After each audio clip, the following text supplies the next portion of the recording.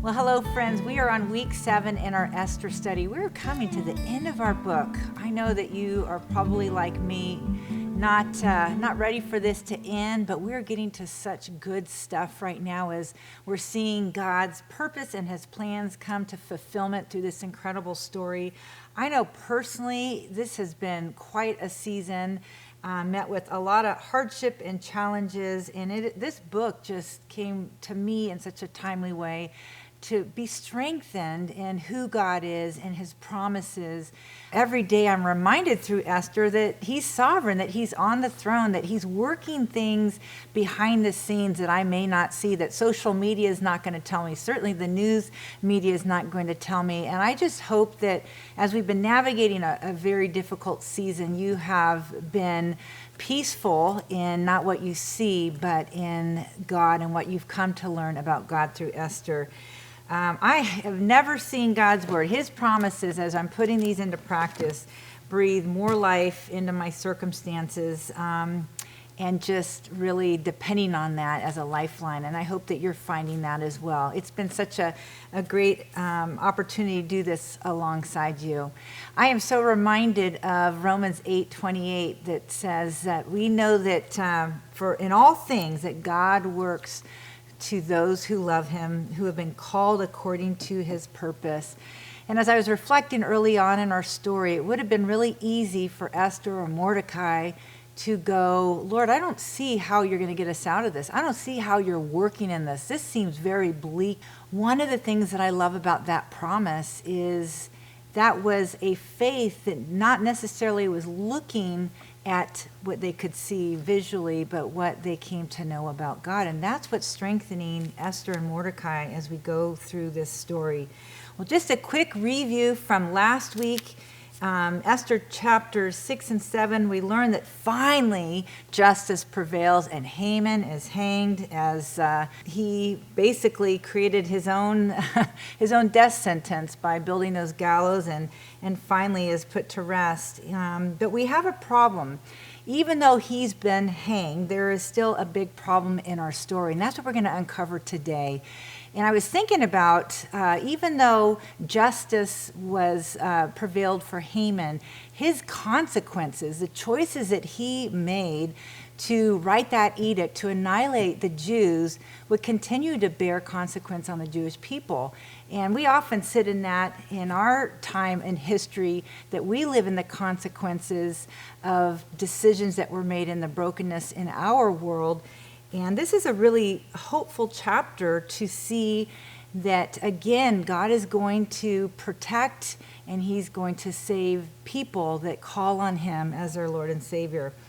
Esther 8 is a great picture of the gospel.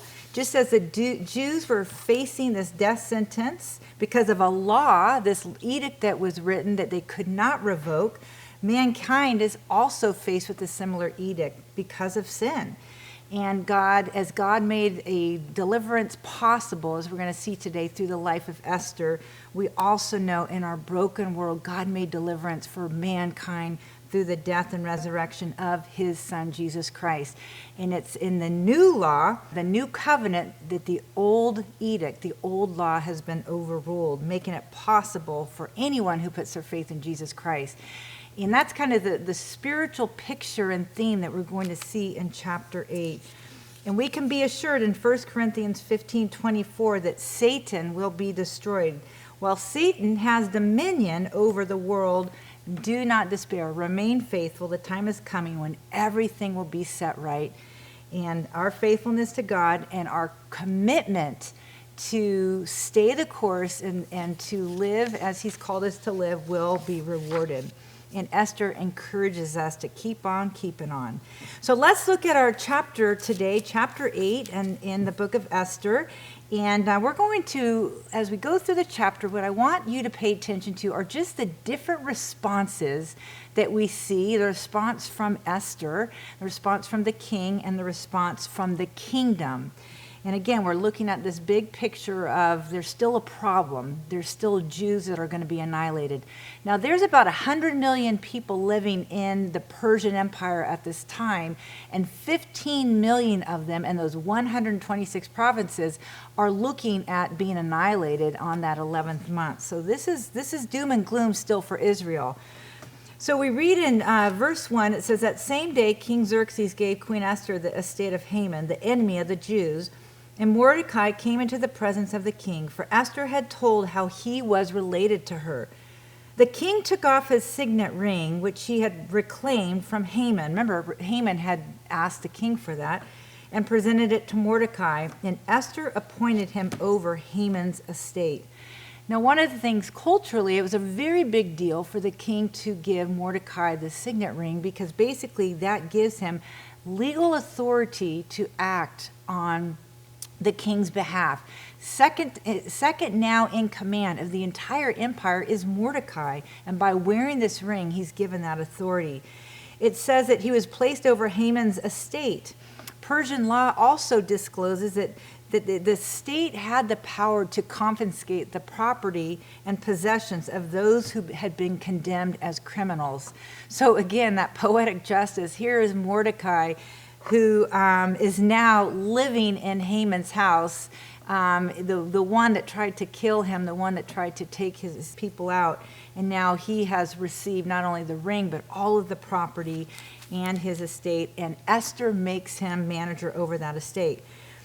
Now, you would think at this point in our story, Mordecai now has been elevated to this incredible position. Esther is saved. She and the king are in a great place. Haman is hung. And you would think that she's good. All is good. She's comfortable. She can go back to how she was living. But actually, it was the opposite. Esther, even though this had been done, she still could not face the fact that her people, including her and Mordecai, would be annihilated. There was still this edict, this old law calling for the elimination of all Jews. So we're going to read in this chapter, what is the risk again that she's going to take to save her people? So let's pay attention to that. So we get to verse 3, and this is her response. Are you so into this? This is so good. It says, Esther again pleaded with the king, falling at his feet and weeping. She begged him to put an end to the evil plan of Haman the Agagite, which he had devised against the Jews. Then the king extended the gold scepter to Esther, and she rose and stood before him. If it pleases the king, she said, and if he regards me with favor and thinks it the right thing to do, and if he's pleased with me, let an order be written overruling the dispatches that Haman the son of Hammedatha the Agagite devised and wrote to destroy the Jews in all the king's provinces. How can I bear to see disaster fall on my people? How can I bear? How can I live knowing that my people will die? How can I bear to see the destruction of my family? Wow, this is not the Esther that we read in chapter 4, verse 11, when basically it's a death sentence for her to approach the king. She really didn't think she could do it unless she was summoned by him. And then chapter 5, verse 2, we see Esther standing in the court, and he was pleased with her, and held out his gold scepters so that she could approach him. So earlier chapters, we see Esther holding back. She's just being patient. She's waiting to be summoned. She is waiting for the king to call upon her. She's not taking a risk at all. But by this point, Esther, we see her where she is pleading. She is on the ground begging, and it all comes out of what's going to happen. We know that there's been a span of probably 2 months between Esther's 3 and 7. There's chapters 3 and 7. There's 1 week that takes place in the first month of Adar. And now it says, according to chapter 8, that we are now in the 3rd month of Sivan. So she's had 2 months to worry and fret and wonder about how her people would be saved. So unsummoned, Esther, she is gripped by this need of her people. She pleads and she falls at the king's feet. And I think it's just a great picture of someone who is overcome with the condemnation of other people. Even though she's been saved herself, she cannot bear to know that other people still stand condemned by this edict. And it propels her to take these risks that in our story we had not seen otherwise. And I just think it's a great spiritual picture. Again, we live in a world where people are condemned to die. How do we take risks for them? And Esther's showing us, she has used her position and her influence to do something on behalf of the plight of her people. Now, I think it's really interesting in verses 7 and 8 how we see the king respond. So this is Esther's response to the plight of her people. Now, what is the king's response? Now, go back, remember chapter 1. Remember King Xerxes? Remember how he was so full of himself and banished Queen Vashti? I mean, he was headed down a really horrible path himself. But this is what we see God doing in his heart. It says, King Xerxes replied to Queen Esther and to Mordecai the Jew, because Haman attacked the Jews, I have given the estate to Esther, and they have hanged him on the gallows. Now go write another decree in the king's name in behalf of the Jews, as seems best to you. As seems best to you. And seal it with the king's signet ring, for no document written in the king's name and sealed with his ring can be revoked. This is incredible. Due to Persian law, the king, as Esther is telling him the plight of her people, he cannot go and revoke that law. It's already been set in stone. So he basically says to Mordecai, he empowers him to go, well, you can write another law to cancel that first decree. And so Mordecai goes on to write this new edict, which gives Israel the right to bear arms and protect themselves, which is eventually how they're going to defeat and protect themselves from being annihilated. What I love in this chapter is the king's response, because he's basically like, what took you so long? Like, I know you're Jewish and I know your people are about to die. You've been empowered. Why are you just kind of waiting around? I'm glad you're asking me, but this is how I would advise you to do this. So then we get to verses 9 through 14, and we look at the kingdom response. And I think what I love about this book as we go through it is we see God, right? We see his character, we see his faithfulness, we see his protection of his people being carried out. But isn't it cool to see how God is also transforming our characters that we studied early on, looking at how God is using and changing Esther and Mordecai and King Xerxes and now even the people in this Persian Empire. That's who God is all about. He just changes people. So it says in verse 9 that at once the royal secretaries were summoned on the 23rd day of the third month, which is the month of Sivan. They wrote out all of Mordecai's orders to the Jews and to the satraps and governors and nobles of the 127 provinces from India. And this is so cool. These orders were written in every language so that every province would understand that this new edict now would overwrite that first one, and this would be what would save them. Mordecai sealed it with the signet ring, and these couriers, they got on their horses and they went fast. They did not delay. This was good news. They had to get to 15 million Jews who were looking at their calendar, their Google Calendar, and they were thinking, time is almost up and we're going to die. We're going to be annihilated. We're going to be wiped out. But these couriers made sure that the word got out to all of those provinces, to all of those people.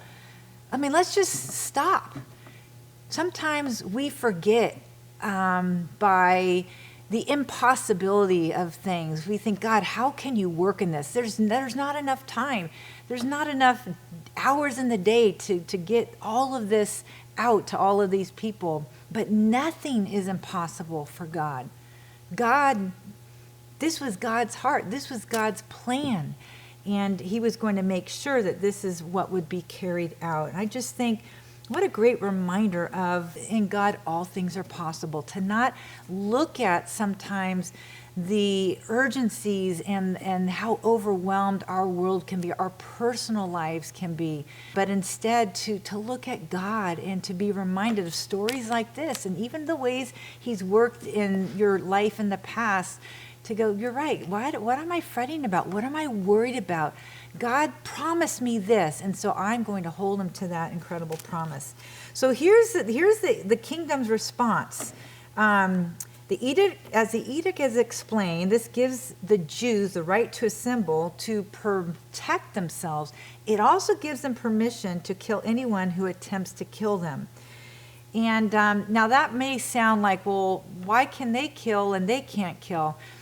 Remember that covenant that Israel, God made with Israel. It was very clear in that covenant in Genesis 12 that God would bless Israel and curse their enemies. And here were enemies of God trying to annihilate, and he was going to stand in the gap and say, not my people. I've made a promise with them, a covenant promise with them, and I'm going to protect them.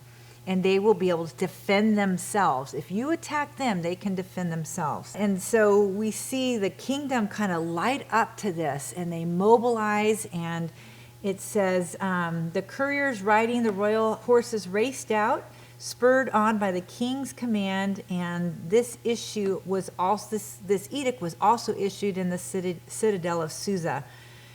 As Mordecai left the king's presence, I'm in verse 15, we're wrapping up here, of blue and white, a large crown of gold and purple robe of fine linen, and the city of Susa held a joyous celebration.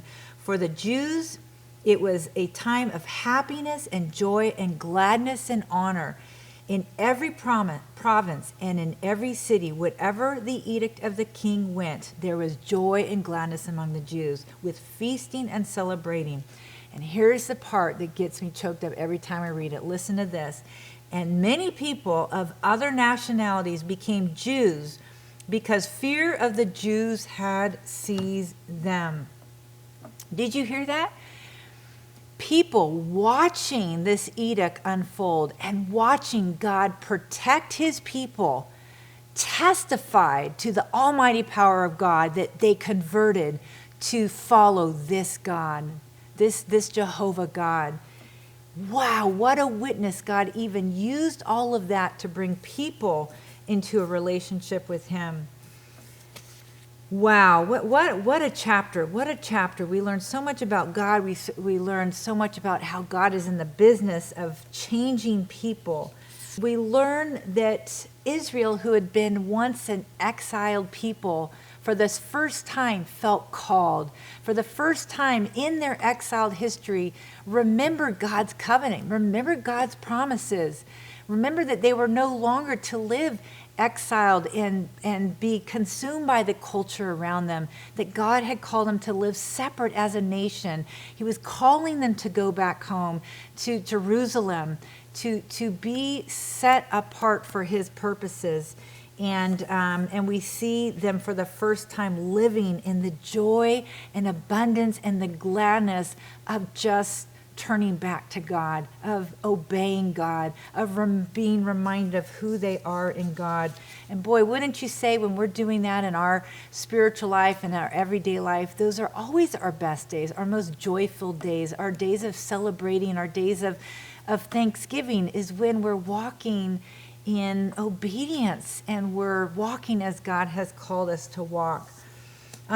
Another theme in this book of a great spiritual principle is really, I think, in verse 6, when Esther shows us, as she was pleading for the king, that when helpless people are condemned to die, it needs to stir something up within us. It needs to wreck us. We need to plead. We need to pray. We need to get on our knees for people who, because of sin, because of that first edict, because of that, stand condemned to die. And we need to intercede and we need to pray that they would come to understand that there's a way out of that. There's a way by putting their faith and their belief in Jesus Christ that they can be saved from sin and no longer be condemned to die. And that is the call as Christ followers. We are commanded to make Christ known to others. It's not optional.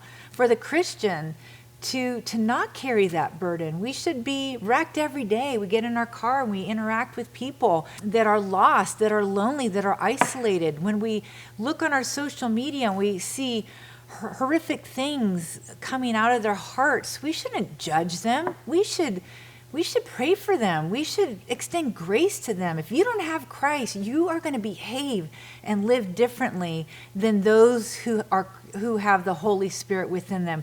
We have to stop calling unbelieving people to the standard that God has called us to. We need to live as believing people to the standard He's called us to.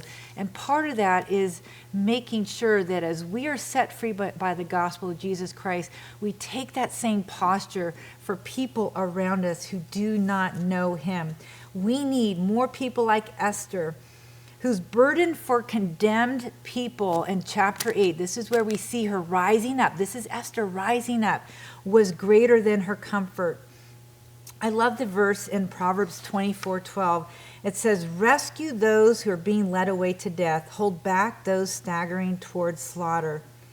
Isn't that amazing? I was thinking about a story I heard years ago of a statue that was in Strasbourg, Germany.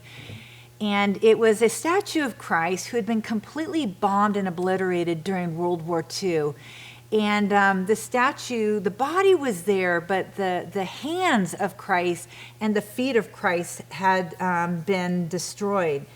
And after the war, as they were beginning to rebuild the city from all the rubble and destruction, they had gotten together to decide about who would go in and sculpt the new hands and feet for Christ, for this statue that was in the middle of the town square. And this is so cool. The community decided to not put hands and feet on that statue in that city, and instead calling the people to go be the hands and feet of Jesus Christ, to go out into their community and love people like Jesus is, to be compassionate like Jesus is, to take the gospel to places that the gospel needs to be heard and seen.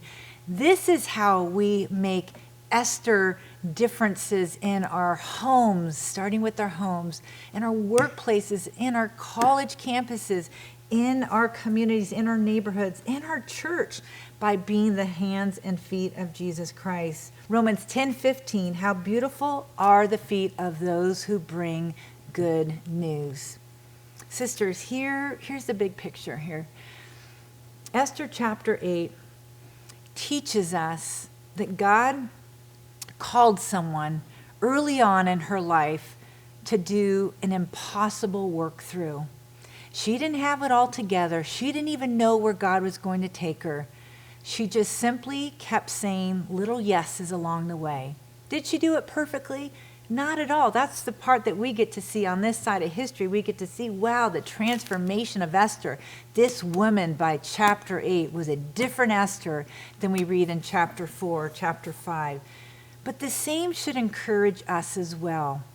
It's not about waiting until we've got it all figured out and we're in a great season and we've got all our ducks in a row to go and influence people all around us.